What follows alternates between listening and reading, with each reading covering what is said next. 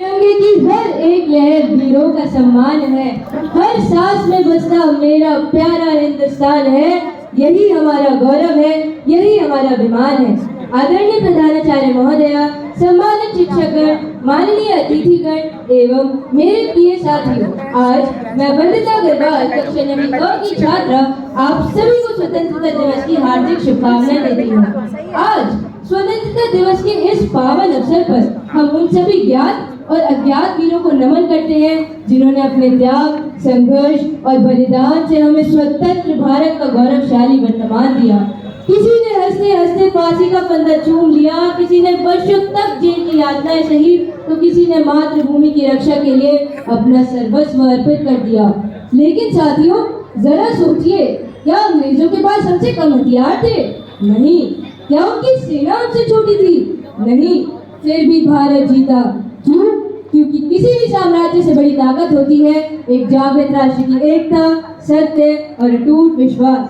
इसी विश्वास ने असहयोग आंदोलन को जन्म दिया।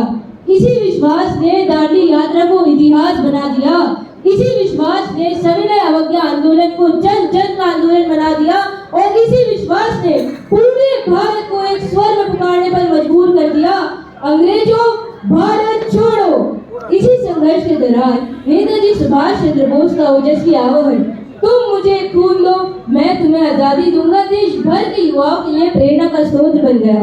वहीं इनकलाब जिंदाबाद का नारा पूरे देश में स्वतंत्रता की ज्वाला बनकर गूंज उठा। इन आंदोलनों में हजारों लोगों ने लाठियां खाई, जेल गए और अनेक वीरों ने अपने प्राण न्यौछावर कर दिए।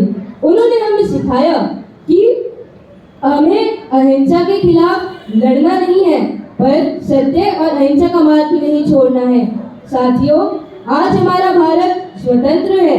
हमारे संविधान हमें अपनी बात रखने, अपने विचार व्यक्त करने और लोकतांत्रिक मूल्यों के साथ आगे बढ़ने का अधिकार देता है। यही हमारी स्वतंत्रता का सबसे बड़ी विरासत है और हमें कभी नहीं भूलना चाहिए कि हमारे स्वतंत्रता सेनानियों ने हमें केवल अधिकार नहीं दिए बल्कि कर्तव्य भी सौंपे हैं। आज हमारा विरोध किसी विदेशी शासन से नहीं है, बल्कि भ्रष्टाचार, प्रदूषण, अशिक्षा, भेदभाव और उदासीनता जैसी चुनौतियों से है। हम जिंदी हैं, नई सोच, नई तकनीक और नए संकल्पों के साथ आगे बढ़ने वाली पीढ़ी। लेकिन हमारी सबसे बड़ी पहचान यह होनी चाहिए कि जब भी देश को हमारी जरूरत हो, हम सबसे आगे खड़े हों। और अंत में मैं अपनी बात का विराम इन पंक्तियों के साथ करना चाहूंगी।